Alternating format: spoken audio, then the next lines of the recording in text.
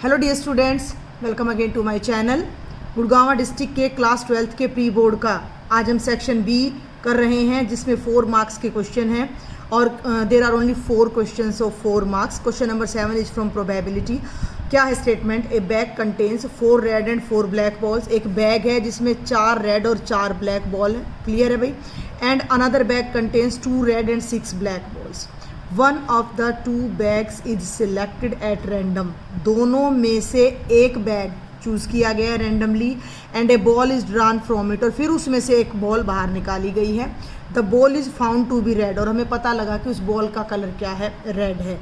Find the probability that ball is drawn from the first bag. जब भी इस type का क्वेश्चन आता है, रिवर्स प्रोबेबिलिटी, यानी हमें कलर तो पहले ही पता है कि बॉल का कलर रेड है और हमें ये बताना है कि वो फर्स्ट बैग में से ली गई, तो it is from Bayes theorem. तो कैसे हम स्टार्ट करेंगे? देखो, एक तो ना रफ में आप अलग से अपने 2 बैग्स ऐसे बना लो। Bag 1 and this is bag 2।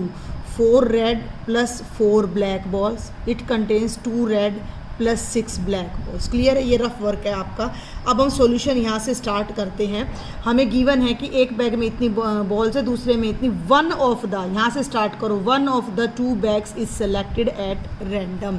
तो एक बैग चूज करना है, तो हमने मान लिया let E1 be the event that. देखो, दोनों में से एक बैग चूज करना है, तो अगर फर्स्ट बैग चूज किया जाता है तो उस इवेंट को हमने E1 नाम दे देना है। Let E1 be the event that bag number 1 is selected and let E2 be the event. ये जो मैं यहाँ पर कॉलम्स ऐसे लगा रही हूँ, आपने अपने एग्जाम में कंप्लीट लिख के आना है। Is selected. बैग्स कितने हैं? 2। एक बैग चूज करना है। प्रोबेबिलिटी क्या हो जाएगी? 1/2। तो E1 की प्रोबेबिलिटी हो जाएगी 1/2। E2 की प्रोबेबिलिटी भी हो जाएगी 1/2। बैग यहाँ तक आ गया। And a ball is drawn from it. The ball is found to be red. इस इवेंट को हम ए नाम देंगे। Let A be the event that a red ball is taken out. Ball है भाई ये B. Red ball is taken out या red ball is drawn, आप कुछ भी यहाँ पर राइट कर सकते हो। क्लियर है? अब हमारे पास 2 बातें हो रही हैं। क्या हो रही है? पहले हमने बॉल नहीं निकाली है, पहले हमने बैग सेलेक्ट किया है, फिर बॉल निकाली है। तो या तो हमने बैग 1 सेलेक्ट किया और उसमें से रेड बॉल निकाली, या हमने बैग 2 सेलेक्ट किया और उसमें से रेड बॉल निकाली। तो अब हमारे पास 2 केसेज आ जाते हैं और उनकी हम प्रोबेबिलिटी निकालेंगे कि फर्स्ट वी चूज़, या हम ले लेते हैं probability of red ball when bag number 1 is selected. ठीक है भाई? यानी कि रेड बॉल का मतलब हो गया ए ऑब्लिक E1, यानी बैग पहले सेलेक्ट किया, फिर उसमें से रेड बॉल निकाली है। तो पहले बैग में से रेड बॉल निकालने की क्या प्रोबेबिलिटी होगी? पहले बैग में टोटल 8 बॉल्स हैं और 4 रेड है, तो it will be 4/8, that is 1/2। फिर हम लेंगे probability of a red ball when second bag, that is bag number 2 is selected. ठीक है? यानी कि रेड बॉल की प्रोबेबिलिटी हो गई ए। एक मिनट भाई, अब दिख रहा है आपको? यस, रेड बॉल की प्रोबेबिलिटी हो गई A/E2। सेकंड बैग पहले चूज़ किया है, फिर उसमें से रेड बॉल निकाली है। तो सेकंड बैग में हमारी थी बेटा 2 रेड और 6 ब्लैक बॉल्स, तो it will be 2/8, that is 1/4। Clear है? जैसा स्टेटमेंट में लिखा था वैसा मैं करती जा रही हूँ। फर्स्ट इवेंट है बैग 1 सेलेक्ट किया, सेकंड इवेंट है बैग 2। 2 में से एक बैग चूज़ करोगे तो 1/2। रेड बॉल चूज़ करने की प्रोबेबिलिटी को हमने ए मान लिया। रेड बॉल ऐसे ही बाहर नहीं आ गई है, पहले हमने बैग चूज़ किया है। अगर हमने फर्स्ट बैग चूज़ करके रेड बॉल निकाली है तो A/E1, सेकंड बैग चूज़ करके रेड बॉल निकाली है तो A/E2। अब हमने करना क्या है? देखो, कई बच्चों को यहाँ थोड़ा डाउट रहता है कि जो देखो ये बाद में गिवन होता है, it is found to be red, इसे तो आपने ए मान लेना है। और हमें अब इस बात की प्रोबेबिलिटी निकालनी है कि बॉल फर्स्ट बैग में से निकाली गई है। ध्यान देना, यहाँ पर प्रोबेबिलिटी निकाली है फर्स्ट बैग का मतलब E1, बॉल पहले ही आ चुकी है ए। हमें प्रोबेबिलिटी ऑफ E1/A फाइंड करना है। ठीक है? तो उस बात को अब हम यहाँ लिखेंगे। Now we have to find the probability that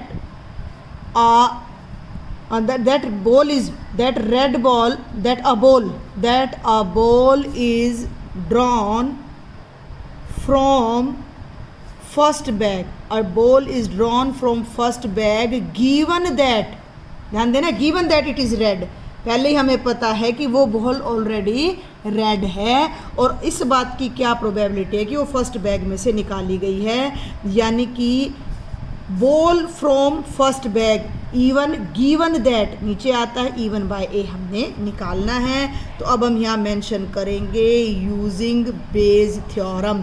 beige theorem हमारी रिवर्स प्रोबेबिलिटी को ही इंडिकेट करती है। तो probability of even by A क्या हो जाएगा, प्रोबेबिलिटी ऑफ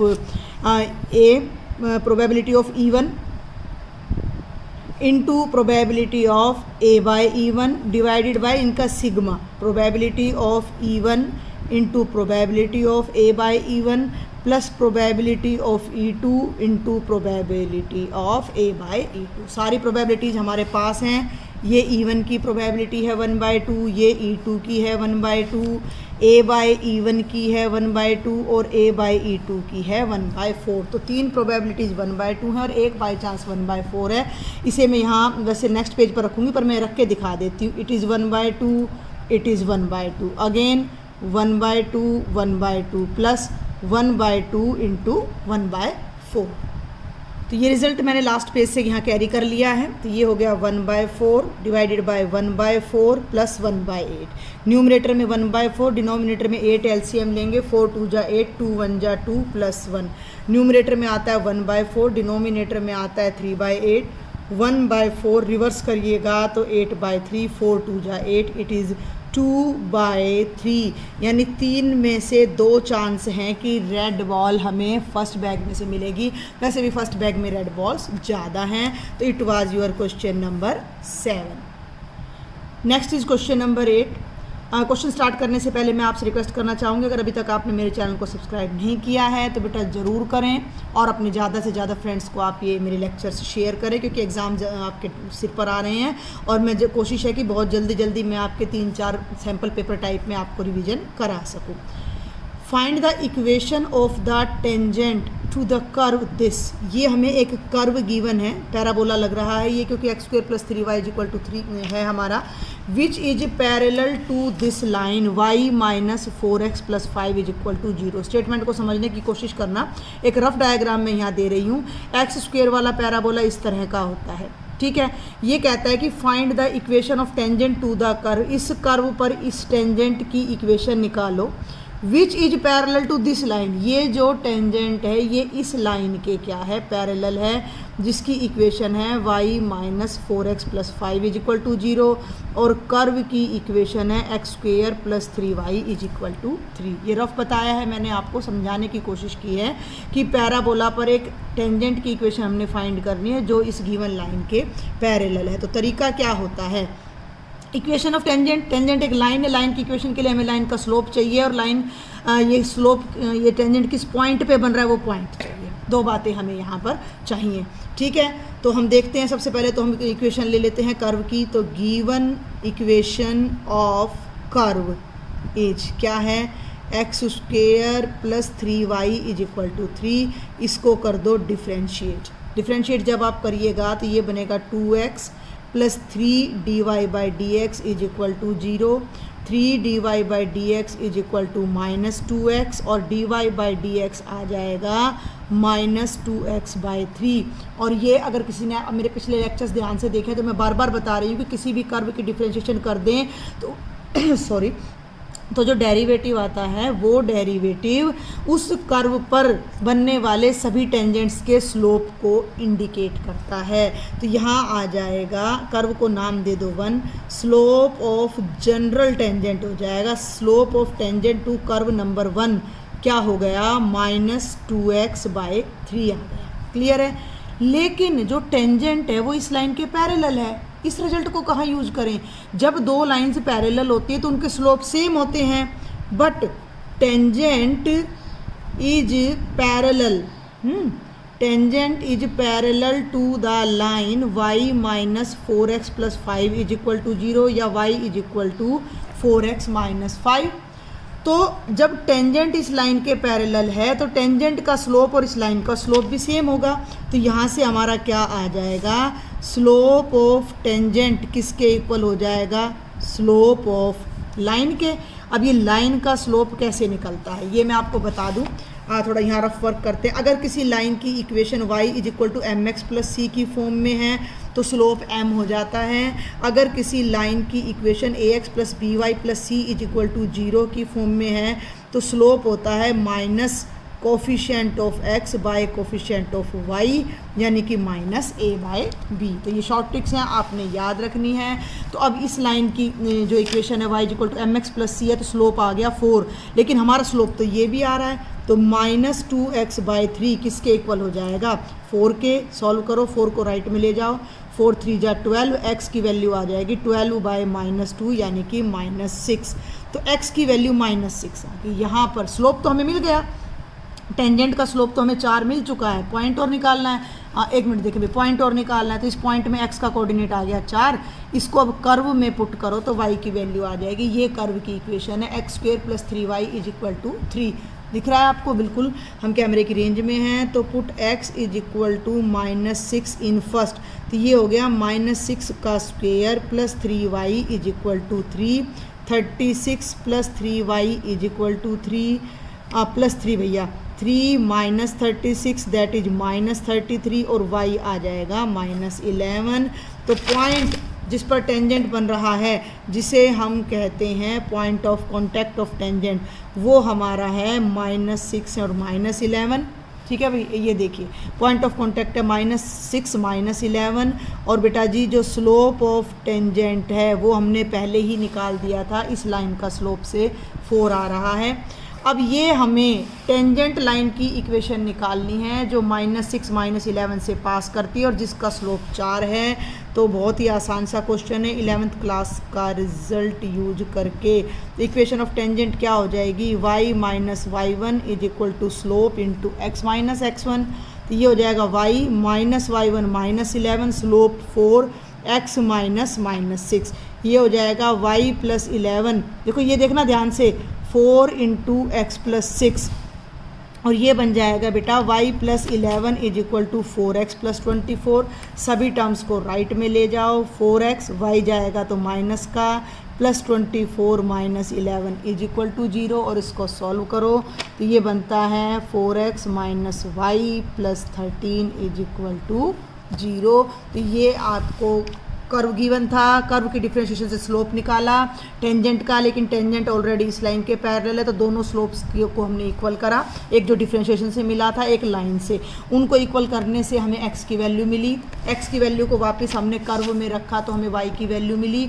जो x y की वैल्यू मिली वो point of contact of tangent and curve है, तो हमें पॉइंट मिल गया, स्लोप मिल गया, और इस फॉर्मूला से हमने फिर टेंजेंट की इक्वेशन फाइंड कर दी। फिर भी कोई डाउट है मुझे कमेंट बॉक्स में लिखो, एक व्हाट्सएप ग्रुप मैंने बनाया आप उसको ज्वाइन कर सकते हो। ये क्वेश्चन नंबर 9 जो है बेटा, वैसे तो ये लीनियर डिफरेंशियल इक्वेशन से है और एज पर सिलेबस गाइडलाइन ये आपके सिलेबस में इंक्लूड नहीं है, फिर भी मैं इस क्वेश्चन को सॉल्व जरूर करा देती हूँ। पता नहीं एग्जामिनर ने इस क्वेश्चन को किस तरह डाल दिया है, क्लियरली वहाँ मेंशन है लीनियर डिफरेंशियल इक्वेशन, और एक्सरसाइज 9.3 आपके सिलेबस में इंक्लूड नहीं है। तो ये जो है find the general solution of this differential equation, मैं क्या करने जा रही हूँ ध्यान से देखना। इसको एज इट इज़ लिखा, अब मैं ये टर्म यहीं ले रही हूँ, थोड़ा सा हम शॉर्ट में चल रहे हैं क्योंकि हमें बहुत सारे पेपर करने हैं। माइनस ई एक्स, ये है 1 plus y square plus x minus e की पावर टेंजेंट इनवर्स वाई, एक ब्रैकेट में साथ में d y by d x. तो इस टर्म को तो मैं यहाँ ही रख रही हूँ, d y by d x, और ये चला गया राइट में तो ये हो गया माइनस का 1 प्लस वाई स्क्वेयर। क्लियर है, ये d y by d x को भी मैं राइट में ले जा रही हूँ तो ये बन गया x माइनस ई की power tangent inverse y is equal to minus of 1 plus y square d x by d y. अब ध्यान देना मैं क्या कर रही हूँ, अब मैं इसको तो इधर ला रही हूँ और e की टर्म को राइट में ले जा रही हूँ, तो ये बन गया x plus 1 plus y square d x by d y is equal to e की पावर टेंजेंट इनवर्स y। तो ये मैं आपको यहाँ बता दूं कि ये जो डिफरेंशियल इक्वेशन होती है हमारी, ये कुछ इस फॉर्म में होनी चाहिए अगर d x by d y में है तो। अब वैसे तो शायद आप लोगों ने किया ही नहीं होगा क्योंकि चैप्टर इंक्लूड ही नहीं है। dx by d y plus p x is equal to q. तो अब हम इसको इसी फॉर्म में कन्वर्ट करेंगे। मैं यहाँ क्या करने जा रही हूँ, dividing by 1 plus y square. ध्यान देना, तो इसको मैं आगे ले आऊँगी, इसको 1 प्लस वाई स्क्वेयर से डिवाइड करूँगी तो ये खत्म हो जाएगा, तो ये बचेगा dx by d y plus इसको डिवाइड करूँगी तो ये बनेगा 1 बाय 1 प्लस वाई स्क्वेयर के साथ x, और इसको डिवाइड करूँगी तो e की power tangent inverse y by 1 plus y square. ध्यान से समझे मेरी बात को। अब मैं इसको कंपेयर करने जा रही हूँ, कंपेयरिंग विद, ठीक है, comparing with dx by d y plus p x is equal to q. तो p तो हमारा बन रहा है 1 बाय 1 प्लस वाई स्क्वेयर, और q हमारी ये कंप्लीट टर्म है e की power tangent inverse y by 1 plus y square. अब इसमें एक हमारा निकलता है इंटीग्रेटिंग फैक्टर, जो कि 1 मार्क में भी इन्होंने दे रखा था। तो इंटीग्रेटिंग फैक्टर होगा e integration of p with respect to y, ठीक है। तो e इंटीग्रेशन ऑफ p का मतलब है 1 by 1 plus y square d y. 1 by 1 plus y square की इंटीग्रेशन होती है टेंजेंट इनवर्स, तो ये हो जाएगा e की पावर टेंजेंट इनवर्स y। ये हमारा आ गया इंटीग्रेटिंग फैक्टर। अब इन क्वेश्चन के लिए हमारे पास डायरेक्ट एक सॉल्यूशन होता है जिसे हम यूज़ करते हैं। तो वो सॉल्यूशन हमारा क्या होगा कि x into integrating factor is equal to q into integrating factor into d y plus में c। तो जो वैल्यूज़ हमें नोन है हम यहाँ रख देते हैं। इंटीग्रेटिंग फैक्टर है e की पावर टेंजेंट इनवर्स y, यहाँ रखा, साथ में आ गया x। क्यू की वैल्यू ये हमारे पास ऑलरेडी यहाँ क्यू है, इसको रखते हैं e power tangent inverse y by 1 plus y square, और इंटीग्रेटिंग फैक्टर भी जो हमारा है वो बाय चांस क्या है, e power tangent inverse y d y plus में c। अब हमारे पास केवल इस हिस्से को इंटीग्रेट करना रह जाता है। तो यहाँ मैं क्या करती हूँ कि मैं पुट कर लेती हूँ टेंजेंट इनवर्स y को z, ठीक है। टेंजेंट इनवर्स y को जब मैं z पुट करती हूँ तो ये बन जाएगा 1 by 1 plus y square d y is equal to d z. बहुत ध्यान से समझना है भाई, ये हो जाएगा e की पावर z, ये भी e की पावर z, और डी वाई के साथ 1 बाय 1 प्लस वाई स्क्वेयर बन जाएगा डी जेड। इस हिस्से को मैं अलग से सॉल्व करके आपको यहाँ दिखा रही हूँ। इंटीग्रेशन ऑफ e की पावर टेंजेंट इनवर्स y 2 बार है, साथ में है 1 by 1 plus y square d y. तो ये बन गया e की पावर z का स्क्वेयर और साथ में डी जेड। तो ये हो गया e is to power 2z d z, और इंटीग्रेशन क्या हो जाएगी e की पावर 2z बाय 2। और z किसको हमने पुट किया था, ध्यान दें, z पुट किया था मैंने टेंजेंट इनवर्स y को। तो ये हो जाएगा 1 बाय 2 e की पावर 2 टेंजेंट इनवर्स y। इस वैल्यू को अब मैं वापस, ध्यान देंगे मैं कहाँ पुट करने जा रही हूँ, इसमें स्टार। तो ये वैल्यू हम यहाँ पुट करने जा रहे हैं भाई स्टार में। ध्यान देना है, थोड़ा सा इसको मैं अगर अलग कलर से हाईलाइट करूँ तो ये आपके कंप्लीट सॉल्यूशन। वैसे तो ये क्वेश्चन देखो बड़े इजी हैं। अब हमने तो देखो इनको कराया नहीं है, इन्होंने दे रखा था एग्ज़ाम में, तो मैंने आपको समझा दिया है। तो बिल्कुल कोई पॉसिबिलिटी है नहीं वैसे इसके एग्ज़ाम में आने की। तो ये हमारा कंप्लीट सॉल्यूशन है। तो यहाँ मैं वैल्यू पुट करने जा रही हूँ, ध्यान देना है, e की power tangent inverse y into x. थोड़ा सा दोनों तरफ हमें करना पड़ेगा। तो इसको मैं आपका लिखती हूँ पुट इन स्टार। तो ये बन जाएगा e की power tangent inverse y multiplied by x is equal to. अब ध्यान देना भाई, ये कंप्लीट इंटीग्रल मैंने वहाँ सॉल्व किया हुआ है, प्लस में c आ जाएगा। तो ये देखो ज़रा, इस कंप्लीट इंटीग्रल की वैल्यू ये आ रही है 1 बाय 2 e की power 2 tangent inverse y plus c। इस 2 को आप चाहो तो यहाँ ले जाओ और इसके साथ एडजस्ट कर दो, अदरवाइज आप इसको यहाँ भी एज इट इज छोड़ सकते हो। मैं अगेन इस बात पे फोकस करूँगी कि this is not included in your syllabus.